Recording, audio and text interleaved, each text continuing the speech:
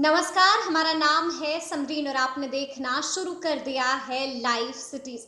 देखिए, जेडीयू के most popular विधायक गोपाल मंडल एक बार फिर से चर्चा में हैं।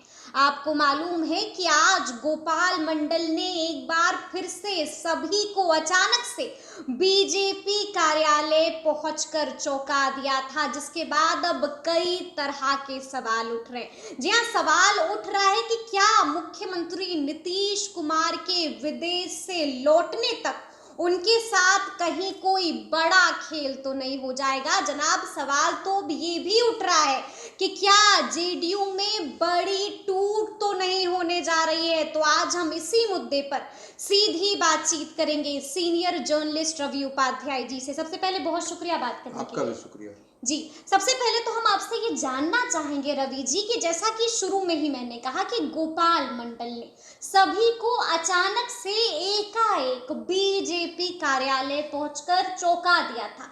क्या लगता है, जरूरत क्या पड़ गई गोपाल मंडल को बीजेपी कार्यालय जाने की और सम्राट चौधरी से मिलने की?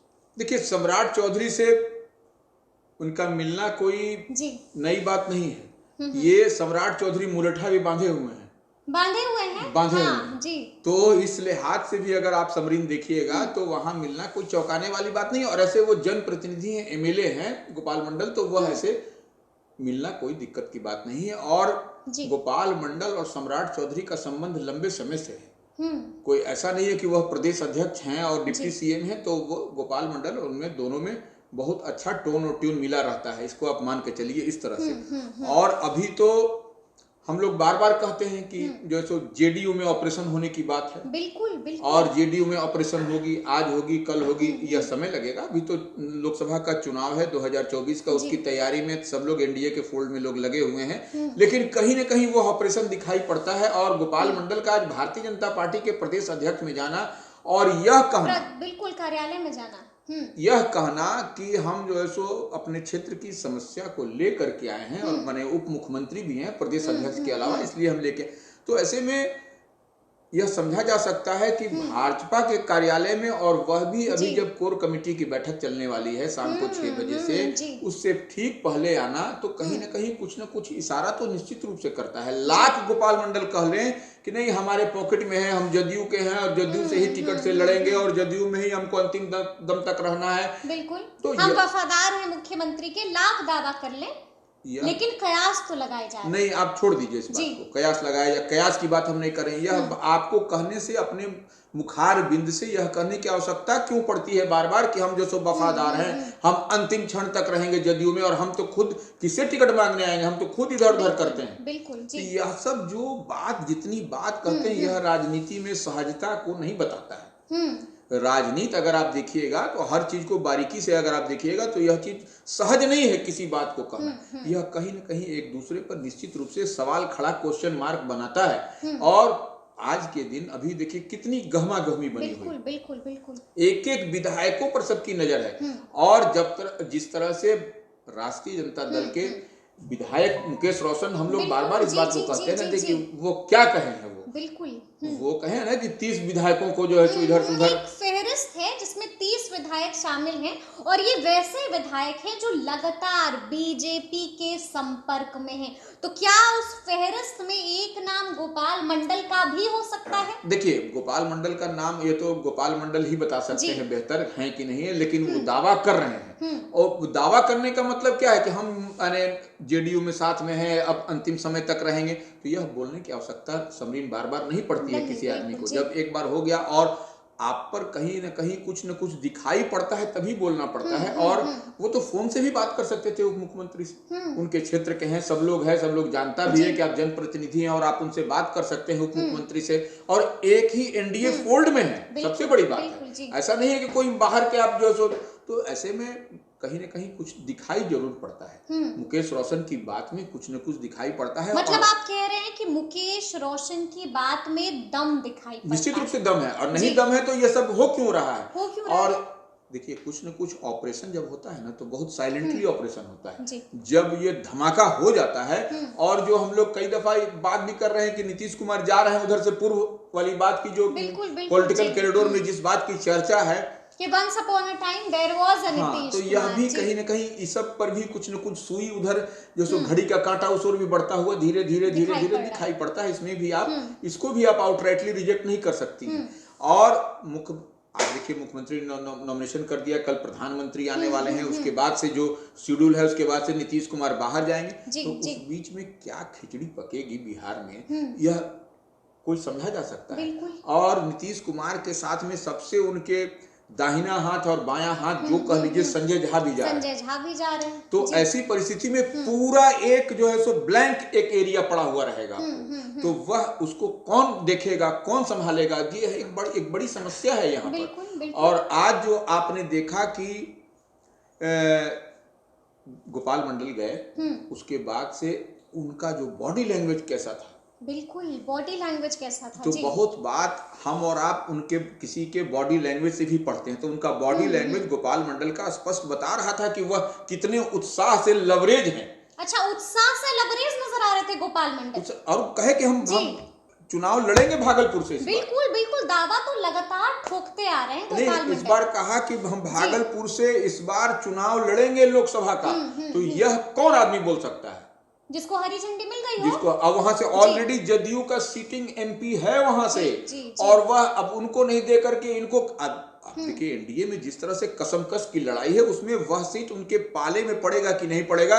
और भारतीय जनता पार्टी के उस भागलपुर से पूर्व केंद्रीय मंत्री रहे हैं, भारतीय जनता पार्टी के बड़े नेता हैं, कद्दावर नेता है शहनवाज हुसैन, बिल्कुल बिल्कुल, उनकी भी नजर उस पर है। और उनकी नजर छोड़ दीजिए, अश्वनी चौबे की भी नजर है। अच्छा। अश्वनी चौबे की भी वह सीट रही है जी जी। तो लेकिन अश्विनी चौबे तो बक्सर में नहीं, एक बात हम करें, वो भी हमारे शहनवाज हुसैन है, भारतीय जनता पार्टी के, अश्वनी चौबे है, तमाम लोग। इस पर से इनका यह कहना गोपाल मंडल का कि हम टिकट हमारी पॉकेट में है और हम यहीं से लड़ेंगे, तो यह कहीं न कहीं असहज निश्चित रूप से करता हुआ दिखाई पड़ रहा है।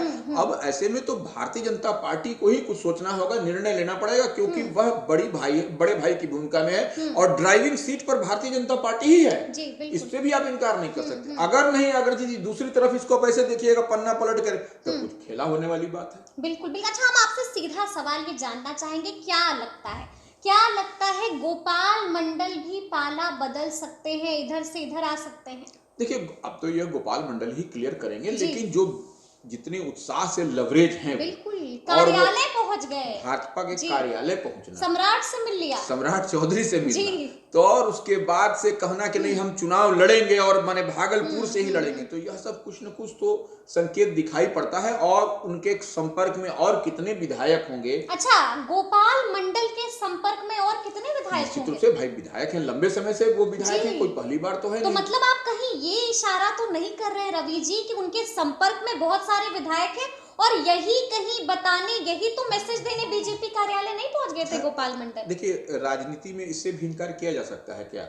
बिल्कुल, और मुकेश रोशन ने भी बोल दिया है, मुकेश रोशन ने बोला, और राजनीति तो इसी का नाम है समरीन। और देखिए, भाजपा के प्रदेश अध्यक्ष से मिल रहे हैं, यह बात छोड़ दीजिए, उप मुख्यमंत्री से मिल रहे हैं तो वह तो ठीक है, भाजपा के प्रदेश अध्यक्ष से मिल रहे हैं। प्रदेश अध्यक्ष जिस तरह से खींच के एक आदमी को निकाल करके वो ला रहे हैं, तो अपनी संख्या बल को बढ़ा रहे हैं। ये मीटिंग जो है वो काफी अहम हो जाती है। नहीं, अहम हो जाती है और कुछ न कुछ सवाल बनता है यहाँ पर। और जनता इसी बात को जानने के लिए जानना चाहती है। और हम लोग का भी काम है हर चीज को एक दूसरे से जोड़ करके देखना और दिखाना, यही हम लोगों की विश्वसनीयता भी है। तो उसी चीज को हम लोग बता भी रहे हैं आपने लाइव सिटीज के दर्शकों को। बिल्कुल। अच्छा, हम ये भी आपसे जानना चाहेंगे कि देखिए, आज हमने शुरू में भी चर्चा की है और लगातार हम लोग इस पर नजर गड़ाए हुए हैं कि आखिर बीजेपी की आज बड़ी बैठकें चल रही हैं।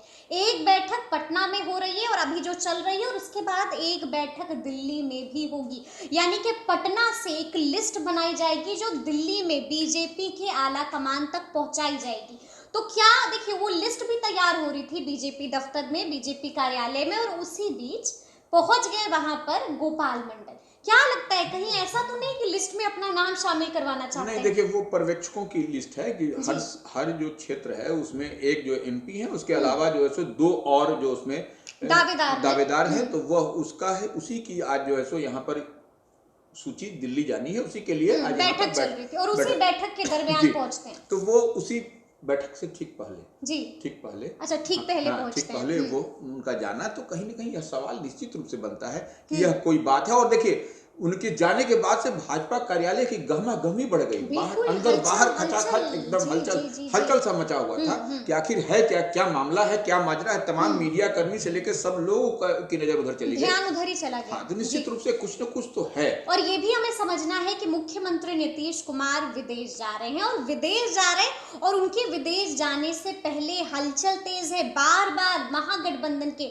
तमाम नेता उन्हें आगाह कर रहे हैं, उन्हें चेता रहे हैं कि देखिए मुख्यमंत्री जी, कहीं ऐसा ना हो जाए कि आप लौटिए और यहाँ कुछ बचे ही देखिए, नहीं। आज मुख्यमंत्री ने अपना नॉमिनेशन कर दिया अपने जी साथ में। वो दो अन्य माने एक हिंदुस्तानी अवाम मोर्चा से और एक जो है तो बिल्कुल बिल्कुल, इस पर भी हम आएंगे। संतोष सुमन ने भी हाँ आज नॉमिनेशन दर्ज कर जी, दिया है। खालिद तो अनवर, हाँ बिल्कुल, खालिद तो अनवर ने क्या भी कहा। लगता है संतोष सुमन फिर लोकसभा चुनाव नहीं लड़ेंगे? नहीं, देखिए, अब हिंदुस्तानी अवाम मोर्चा जी को माने आप क्या चाहती हैं? हिंदुस्तानी अवाम मोर्चा को एक ही सीट की बात हो रही है, गया हम्म सुरक्षित। हम्म तो ऐसे में वहां से अब जीतन राम मांझी जो राष्ट्रीय संरक्षक हैं, संभवतः वही लड़ेंगे। उन्होंने तो संन्यास ले लिया है, लेकिन ऑन अब कैमरा बोल दिया वही है वही वही वही जी। अब वही हम कह रहे हैं कि लेकिन ऐसे में अब वह लड़ेंगे तो हम्म विधानसभा में एक संख्या बल विधायक की कम कम हो जाएगी। बिल्कुल जो हिंदुस्तानी अवाम मोर्चा के 4 एमएलए हैं, हम्म तो वो ऐसे में एक विधायक की संख्या कम हो जाएगी। तो हमको नहीं लगता है हम्म कि जीतन राम मांझी उसमें लड़ेंगे। हम्म अगर लड़ेंगे तो वो, देखिए, संख्या बल भी बहुत काउंट कर रहा है एनडीए के लिए। एनडीए के लिए जो संख्या, जो मैजिकल फिगर है, उससे आप बहुत ज्यादा दूर नहीं है, इस जी बात जी को जी समझिए। जी तो ऐसे में एनडीए नहीं चाहेगा कि अभी वो लड़े। हाँ, वो हम्म अपनी पार्टी से किसी एक को देते हैं जो उनका डिमांड है कि हमको एक सीट चाहिए, क्योंकि बिल्कुल संतोष सुमन तुरंत अभी चुन करके हम्म एमएलसी जाएंगे। आज नॉमिनेशन भी दाखिल नॉमिनेशन भी कर कर दिया दिया और विधानसभा कोटे से, और मंत्री भी वो है, मंत्री भी मंत्री हैं है जी वो जी स्टिल। जी जी तो शपथ ऐसी, ले ली है हाँ, तो वो ऐसी परिस्थिति में वह उनको लड़ना नहीं है। अब किसको माने मांझी जी गया सुरक्षित जी सीट से, जो उनकी सीट रही है शुरू से, तो जी वह किसको उम्मीदवार बनाते हैं, यह देखने वाली बात होगी। और क्या फिर होता है, यह भी एक बड़ा विषय होगा। जी लेकिन अब एक सीट तो उनका तय माना जा रहा है, सब की एक सीट उनको मिलेगा। तो वह अब संतोष सुमन तो आज हो गया उनका, तो अब बिल्कुल, अब तो वो नहीं लड़ेंगे नहीं लोकसभा लड़ेंगे। चुनाव। अब जीतन राम मांझी को ही निर्णय तो करना क्या है। मैदान में कोई और दिख रहा है आपको? क्या लगता है फिर कौन लड़ेगा? देखिए, उनके पार्टी में तो जी निश्चित रूप से जो पार्टी चलाते हैं, कोई ना कोई परिवार के और भी अन्य भी लोग हैं उनके परिवार में, वो लड़वाएंगे, या फिर अन्य किसी कार्यकर्ता के लिए, जैसा संतोष सुमन ने कहा कि किसी कार्यकर्ता को लड़वाया जाएगा, तो हो सकता है किसी कार्यकर्ता को लड़ाए, लेकिन किसी को वो एक सीट मिलेगी उनको। मतलब क्या लग रहा है आपको, जीतन राम मांझी जिन्होंने पहले ही कह दिया है कि मैंने संन्यास ले लिया है राजनीति से, तो क्या एक ऐसी भी तस्वीर हमें देखने को मिल सकती है जब जीतन राम मांझी चुनावी मैदान में उतर जाए? देखिए, वहां उतरने के लिए कोई रोक टोक नहीं है, लेकिन देखिए, संन्यास ले लिया था। हाँ, संन्यास ले लिया था, उतर भी सकते हैं। लेकिन हम जो बताए कि जो गणित है, जो हिंदुस्तानी जी अवाम मोर्चा के 4 एमएलए हैं, जो कि बहुत मायने रखता है अभी के मायने समय। रखते हैं, तो हाँ। एक अगर यदि वह चुनाव मैदान में जाएंगे तो वह एक सीट कम हो जाएगा वहां बिल्कुल, से। बिल्कुल, तो वह इसीलिए हम कह रहे हैं, वह गणित है, उस गणित के तहत उनको, हमको नहीं लगता है कि वह जाएंगे किसी और को, अपने पार्टी से किसी को लड़वाएंगे, लेकिन अपने जाना उचित, हम राजनीतिक दृष्टिकोण से उचित नहीं होगा, उचित नहीं लगता है। ठीक है, अब हम ये भी आपसे जानना चाहेंगे, जिस तरह से हमने बताया कि मुकेश रोशन ने बजाप्ता कहा है, बार बार कहा है इस बात को, लाइव सिटीज पर भी कहा है उन्होंने कि बजाप्ता 30 ऐसे लोग हैं, 30 ऐसे विधायक हैं जिनसे बीजेपी ने संपर्क कर लिया है, और ये 30 विधायक जो हैं वो जेडीयू के विधायक हैं। उन्होंने बजाप्ता उस फहरिस्त का जिक्र भी किया है। रवि जी, हम जानना चाहेंगे उस फहरिस्त में किस किस का नाम शामिल हो सकता है? जेडीयू के ऐसे कौन कौन से विधायक हैं जो नाराज चल रहे हैं अंदर ही अंदर? देखिए, वह कोई न कोई कई सारे एमएलए हैं समरीन, जो कि नाराजगी है कहीं ना कहीं, और सबकी इच्छा महत्वाकांक्षा, हाँ हाँ, सबकी इच्छा महत्वाकांक्षा है बड़ा करने की, बड़ा पाने की, और जिस तस्वीर के हम लोग आगे बैठे हैं उस वहां जाने की। बिल्कुल बिल्कुल, तो ये समझ लीजिए, इस तस्वीर के जब पीछे हम लोग बैठे हैं, तो इसी में सबको जाने की ललक है, इच्छा है, और वो है कि वो हम जाएं। तो ऐसे में जहां से उनको गारंटी मिलती हुई नजर आए तो वो वहां जाएंगे।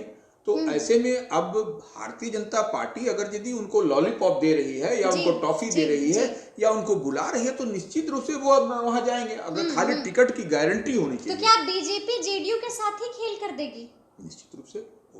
तो देखिए, खेल करने की बात क्या है, हाँ। भाई, भाई सहयोगी हैं, एनडीए में शामिल हैं। नहीं, वो अच्छा, एनडीए में शामिल रहने से क्या पाला बदल होता है कि नहीं, ये शामिल लोग कराते हैं कि नहीं एक पार्टी से दूसरे पार्टी में, तो इसमें अगर ये आ जाएगा तो कौन बहुत माने ऑब्जेक्शनेबल बात है। आज राजनीति में तो मुख्यमंत्री नीतीश कुमार बर्दाश्त करेंगे? देखिए, राजनीति में जी। बर्दाश्त तो क्या क्या चीज कौन बोलता है, जब इधर रहते हैं तो क्या बोलते हैं, उधर रहते हैं तो कौन क्या बोलता है, तो जग जाहिर है, हमको आपको कहने की आवश्यकता नहीं है, इसको डिकोड करने की भी जरूरत नहीं है। जी, लेकिन एक बात तो समझ लीजिए कि भारतीय जनता पार्टी अब वह भारतीय जनता पार्टी नहीं है। इस बात को तो हमारे बात से आप इत्तेफाक रखिए न रखिए वो अलग विषय है, लेकिन भारतीय जनता पार्टी अब दूसरे मोड में है और वह उसकी दिली ख्वाहिश है कि हम जो है सो अपने बलबूते सरकार बिहार में बनाएं। उसके लिए तमाम तरह की जितनी भी कवायद है वह करने से चूक नहीं रहेगी और न चूकेगी वो। अच्छा, यह भी मतलब आप ये कह रहे हैं कि साम दाम दंड भेद सबका प्रयोग हो सकता है? निश्चित रूप से। तो एक बार में कहे कि जितनी कवायद है वह करती हुई आपको दिखाई। ठीक है, एक आखिरी सवाल रवि जी, क्या लगता है बिहार में अब आगे आगे कौन सा खेल होना बचा हुआ है? अब बहुत सारे खेल हमने देखे हैं, अब आगे और कौन सा खेल हो सकता है? देखिए, अभी सीट का बंटवारा थोड़ा सा हो जाने दीजिए, उसके बाद देखिएगा खेल जो है सो आपको होता हुआ फिर से शुरू हो जाएगा। फिर से शुरू हो जाएगा। खाली सिर्फ सीट का बंटवारा हो जाने दीजिए आप सब जगह, उसके बाद आपको इन बिटवीन आपको ऐसा खेल दिखाई पड़ेगा कि फिर जो है सो आप और हम लोग सब लोग दिन भर दौड़ते हुए नजर आएंगे। बिल्कुल बिल्कुल, तो अब देखना होगा कि आगे आगे बिहार में क्या कुछ होता है। तो ये पूरी बातचीत आपको कैसी लगी है, कमेंट करके हमें जरूर बताइएगा। तो इस तरह के तमाम अपडेट्स के लिए ऐसे ही हमारे साथ बने रहिएगा और देखते रहिएगा लाइव सिटीज। बहुत शुक्रिया।